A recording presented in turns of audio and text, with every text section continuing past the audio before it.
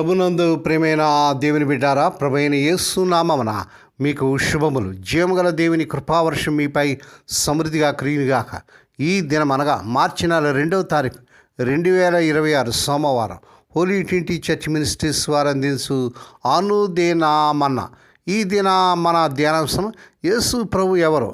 యేసు ప్రభు ఎవరు? దేవుని వాక్యం చదువుకుందామండి. యేసు ప్రభు తన శిష్యులతో నేను ఎవరినని జనులు చెప్తున్నారని తన శిష్యులను అడిగాను. దేవుడు తన పరిశుద్ధ వాక్యం దీవించునుగాక. దేవుని బిడ్డలారా, మీరంతా బాగున్నారండి? మీ ఆరోగ్యాలు ఉన్నాయి? మీ కుటుంబంలో అందరూ మరి ఆరోగ్యాలతో ఉన్నారు? మీకోసం మేము ప్రతిదినం కూడా ప్రార్థన చేస్తున్నాం. ఉదయం లేచి వెంటనే దేవుని వాక్యం చదువుకొని కొంత సమయం ప్రార్థనలో గడుపుతున్నారండి.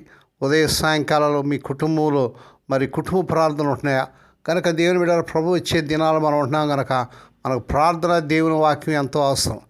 ఈ సమయంలో దేవుడు మనం చదివేటువంటి వాక్యంలో యేసు ప్రభువారు తన శిష్యులతో ఈ ప్రశ్న వేస్తున్నాడు, నేను ఎవరినని జనులు చెప్పుకొనిస్తున్నారని. యేసు ప్రభు తన శిష్యులతో కలిసి ఫిలిప్పు, కైసరియా చుట్టుప్రక్కల ఉన్న గ్రామాలకు వెళ్ళారు. మార్గ మధ్యలో ఆయన వారిని నేను ఎవరినని ప్రజలు చెప్పుకుంటున్నారని అడిగారు. వారు కొందరు బాప్తిస్మం ఇచ్చే యోహానని, మరికొందరు ఏలియా అని, కొందరు ప్రవక్తలు ఒకడని చెప్తున్నారని సమాధానం ఇచ్చారు. మరి మీరేమంటారని, నేను ఎవరిని మీరు చెప్తారని ఆయన అడిగారు. అయితే పేతురు, ప్రభువా, నువ్వు క్రీస్తువు, సజీవుడని దేవుని కుమారుడని సమాధానం చెప్పినట్టుగా చూస్తున్నాం. ఆయన తన గురించి ఎవరికి చెప్పవద్దని ప్రభువారు వారిని హెచ్చరించాడు. దేవుడు యేసు ప్రభు ఎవరని ప్రజలు నమ్ముతున్నారు. కొందరు ఆయన మంచి బోధకుడని, అయితే కేవలం మనిషి అని చెబుతారు. రచయిత సిఎస్ లూయిస్ గారు ఇలాగా వ్రాశాడు, ఈ మనిషి దేవుని కుమారుడే, లేకంటే ఒక పిచ్చివాడు లేదా అధ్వానంగా ఉన్నాడు. మీరు ఆయన మూర్ఖుడని నోరు మూయవచ్చు. మీరు ఆయన మీద వేసి ఆయన ఒక దెయ్యంగా చంపవచ్చు, లేదా మీరు ఆయన పాదాల మీద పడి ఆయన ప్రభువు మరియు దేవుడని పిలవచ్చు. అయితే ఆయన గొప్ప మానవ బోధకుడని ఎటువంటి అర్థం లేని మాటలు చెప్పవద్దు.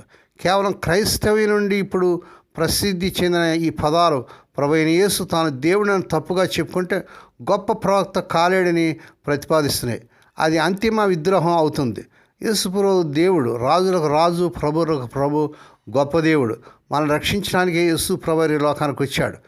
ఆయన సజీవుడైన దేవుని కుమారుడని పేతురు భక్తుడు ఒప్పుకున్నట్లుగా చూస్తున్నాం. అవును దేవుని బిడ్డలారా, మన దేవుడు సజీవుడైనటువంటి దేవుడు. తన శిష్యుల గ్రామాల మధ్య నడుచుకుంటూ వెళుతుండగా ప్రభు అయిన యేసు వారితో మాట్లాడుతూ నేను ఎవరినని జనులు చెప్తున్నానని తన శిష్యుని అడిగినట్లుగా మార్కు సువార్త 8:27 చూస్తున్నాం. వారి సమాధానంలో బాప్తిస్మం ఇచ్చే యోహాను, ఏలియా మరియు ప్రవక్తలు ఒకరని ప్రభు వారితో చెప్పారు. అయితే వారు ఏమి విశ్వసిస్తున్నారో ప్రభు అయిన యేసు తెలుసుకోవాలనుకున్నారు. మీరైతే నేను ఎవరినని చెప్పుకుంటున్నానని అన్నప్పుడు పేతురు సరిగా అర్థం చేసుకున్నాడు. నువ్వు మెస్సియావని 29 అన్నాడు. మరి ఇట్లా మత్తయి సువార్తలో అయితే నువ్వు జీవగల దేవుని కుమారుడు అయిన సజీవుడైన దేవుని కుమారుడని ఒప్పుకున్నట్టుగా చూస్తున్నాం. అయితే యేసు ప్రభు ఎవరిని మనం అంటాం? ఆయన మరియు తండ్రి, దేవుడు ఒక్కరే. యోహాను సువార్త 10:30 అని తన గురించి తాను చెప్పినది నిజం కాకపోతే యేసు ప్రభు మంచి బోధకుడు లేదా ప్రవక్త కాలేడు. ఆయన అనుచరులు మరియు దయ్యములు కూడా ఆయన దైవత్వాన్ని దేవుని కుమారునిగా ప్రకటించినట్లుగా మనం చూస్తున్నాం. మత్తయి సువార్త 8:29, మత్తయి సువార్త 16:16, మొదటి యోహాను పత్రిక 5:20 చూస్తున్నాం. ఆయన దేవుడని, దేవుని కుమారుడని దయ్యాలు బహిరంగ ప్రకటించినట్టుగా కూడా ఇప్పుడు చదివినటువంటి వచనాల ద్వారా మనం చూస్తున్నాం. దయ్యములను నమ్మి వణుకుతున్నామని వాక్యాలు చూస్తున్నాం. అయితే వాటికి రక్షణ లేదు. అయితే నమ్మిన మనకు రక్షణ ఉన్నది, పరలోకం ఉంది.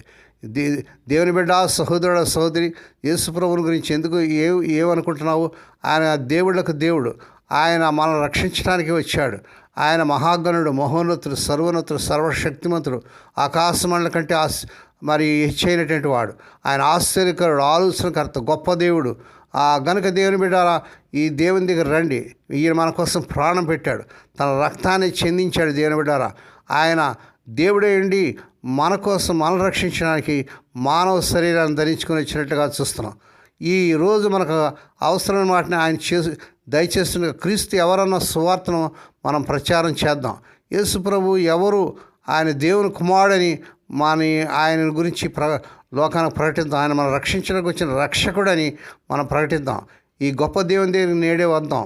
ఆయన దేవుడికి దేవుడు, గొప్ప దేవుడు, దేవుని బిడ్డ ఆయన కోసం ప్రాణం పెట్టాడు, నేను ప్రేమిస్తున్నాడు.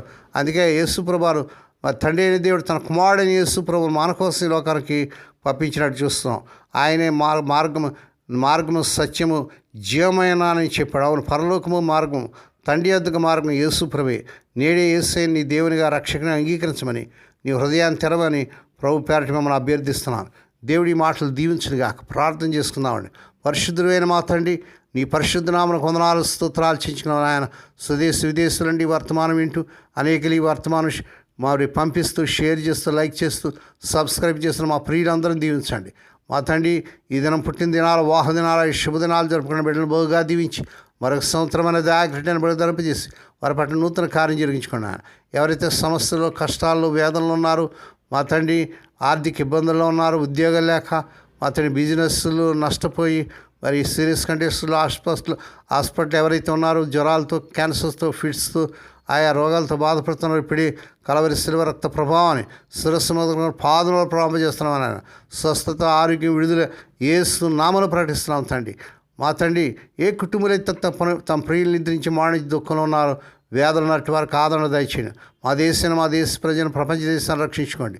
ఈ దినమంతట్లోని బిడ్డల చుట్టూ మీరు రక్తం చేసి ప్రతి విధంగా కీడు నుంచి, దృష్టి నుంచి ప్రమాదాలు తప్పించి క్షేమకరమైన ప్రయాణాలు దయచేయమని సమస్త మహిమాగరంతా మీకు హెచ్చరించుకుంటూ, స్తుతిస్తూ, కొనియాడుతూ, స్తోత్రాలు చెల్లించుకుంటూ యేసయ్య పరిశుద్ధ నామమున స్తుతించి గణపరిచి వేడుకను ప్రార్థిస్తున్నాం తండ్రి.